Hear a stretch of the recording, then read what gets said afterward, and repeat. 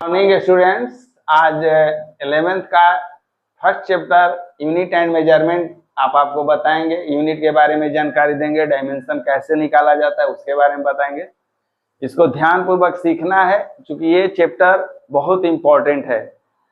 जैसे वेक्टर है 11th में 12th में सब काम देता है, तो यूनिट एंड डायमेंशन हर जगह काम आता है। तो सबसे पहले हम बात करेंगे आज यूनिट एंड मेजरमेंट में हमारे फिजिकल क्वांटिटी के बारे में। फिजिकल क्वांटिटी, तो फिजिकल क्वांटिटी है क्या चीज? देखिए, physical quantity that quantity which can measure directly और indirectly is called physical quantity. Directly और इनडायरेक्टली का मतलब क्या हुआ? डायरेक्टली का मतलब हुआ कि जो आप अपने आंखों से देख रहे हैं। इनडायरेक्टली का मतलब जो आप नहीं देख पा रहे हैं। जैसे हम लोग सन और अर्थ के बीच का डिस्टेंस भी मेजरमेंट किए हैं, लेकिन ऐसा नहीं है कि हम लोग सन पे जाके किए हैं। तो दिस इज इनडायरेक्टली। और डायरेक्टली बहुत सारे प्रक्रिया है इनडायरेक्टली का। डायरेक्टली जो हम लोग आम डेली देखते हैं, किसी रॉड का लेंथ मेजरमेंट करना, एरिया मेजरमेंट करना, ये सब हुआ बात। तो फिजिकल क्वांटिटी। और देखिए यहाँ पर हम चूंकि आज बात करेंगे हम डायमेंशन का, थोड़ा सा ये प्रीवियस जो पिछला क्लास लिए हैं उसका हम बात कर रहे हैं। हम डायरेक्ट डायमेंशन पर बात करेंगे। ये दो टाइप्स होते हैं, एक फंडामेंटल क्वांटिटी और एक डिराइव्ड क्वांटिटी। इसके अलावे भी मेरे पास आपके सप्लीमेंट्री क्वांटिटी होते हैं। फंडामेंटल क्वांटिटी पूरे 7 होते हैं और 2 सप्लीमेंट्री क्वांटिटी है। अदरवाइज जितने भी क्वांटिटी आपके बच गए सारे के सारे डिराइव्ड क्वांटिटी में चले जाएंगे। ओके, तो अब आते हैं हम फंडामेंटल क्वांटिटी। ये 7 होते हैं। मास, दूसरा हो गया लेंथ, तीसरा हो गया टाइम, चौथा हो गया टेम्परेचर, पांचवा हो गया इलेक्ट्रिक करंट और 6 हो गया लुमिनस इंटेंसिटी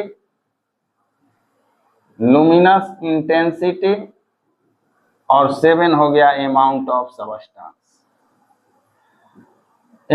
सबस्टेंस। इसको हमको याद रखना है, चाहे मेरे को यूनिट निकालना हो चाहे मेरे को डायमेंशन निकालना है, इसको जरूरी है याद रखना 7 फंडामेंटल क्वांटिटी को, जैसा कि आप देख रहे हैं।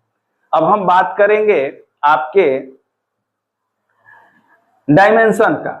तो डायमेंशन हम देखिए, थोड़ा सा इधर हम बात कर ले रहे हैं डायमेंशन का। सबसे फर्स्ट पॉइंट, डायमेंशन है क्या चीज? तो जेन्युइन सी बात है, डायमेंशन का मतलब जो होता है वो पावर होता है। बट आपको पता होना चाहिए पावर किसी न किसी चीज पे रेज्ड किया जाता है, चढ़ाया जाता है। तो अब हमारे पास एक क्वेश्चन क्रिएट हो रहा है कि ये डायमेंशन जो पावर है वो हम किस पे चढ़ाएंगे? तो ये जो पावर चढ़ाए जाते हैं, सबसे पहले ये पावर फंडामेंटल क्वांटिटी पर चढ़ाए जाते हैं। किस पे चढ़ाए जाएंगे? पावर फंडामेंटल क्वांटिटी पर। जो ये पावर चढ़ाए यही पावर हमारा डायमेंशन कहलाएगा। डायमेंशन है क्या, इसको हम डिफाइन कर सकते हैं, आप भी डिफाइन कर सकते हैं। एक लाइन में इसका आंसर है, फंडामेंटल क्वांटिटी पर जो पावर चढ़ाए जाते हैं उसको हम डायमेंशन बोलते हैं। ओके, अब फंडामेंटल क्वांटिटी पे जो पावर चढ़ाएंगे वो डायमेंशन हो गया। इसका मतलब कि इसका डिफिनीशन क्या है? तो डिफिनीशन है कि the dimension of a physical quantity is the power which is raised on fundamental quantity.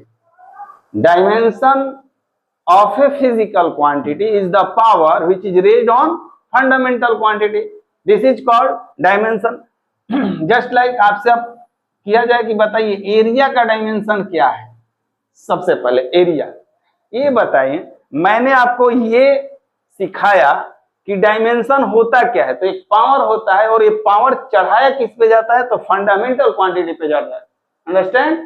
But अगर ये एरिया है तो बताइए एरिया पर भी तो यहाँ पावर 1 है। जरा देखिए, है ना 1? तो क्या इसको हम 1 को डायमेंशन बोलेंगे? नहीं बोल पाएंगे, बिकॉज डायमेंशन बोलता है कि आपको फंडामेंटल क्वांटिटी पर जो पावर है, और यहाँ पर एरिया मेरा फंडामेंटल क्वांटिटी नहीं है।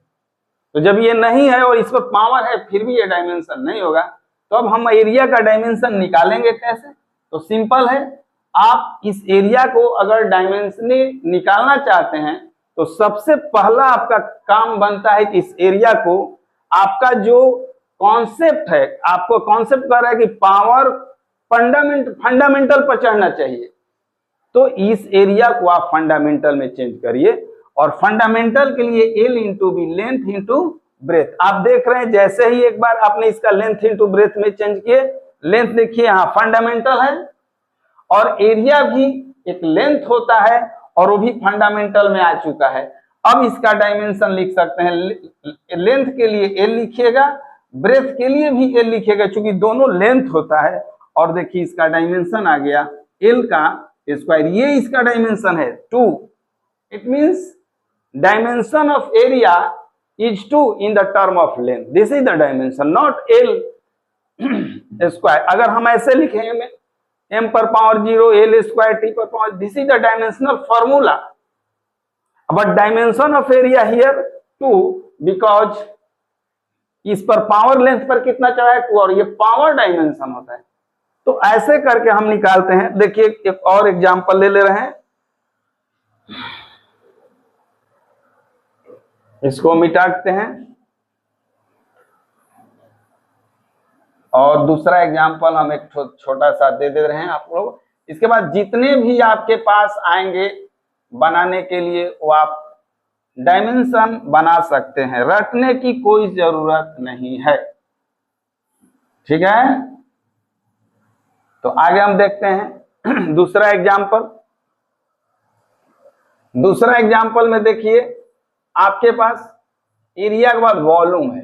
अब फिर वही प्रॉब्लम क्रिएट हो रहा है, वॉल्यूम पे पावर तो जरूर है लेकिन this is not dimension,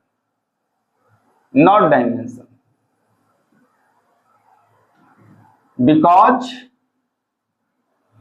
volume is not fundamental quantity. Understand? So all the first हमें वॉल्यूम को पुनः फंडामेंटल में फिर बदलना पड़ेगा और वॉल्यूम इज इक्वल टू, हम सारे जानते हैं l into b into h हुआ। सो डायमेंशन लेंथ का एल, ब्रेथ का भी एल और हाइट का भी l. So here l cube हो जाएगा l cube. So dimension of volume in term of length is 3। Okay, तो ये वॉल्यूम का था। मैं पुनः बोलना चाहूंगा, dimension of volume in term of length is 3। और अगर हम ऐसे लिखते हैं m not L Q T not, this is the dimensional formula. और एक आपके आप सामने आएगा dimensional equation, dimension, dimensional formula, dimensional equation. तो ये छोटी सी वीडियो आपको डायमेंशन में हेल्प करेगा। Best of luck.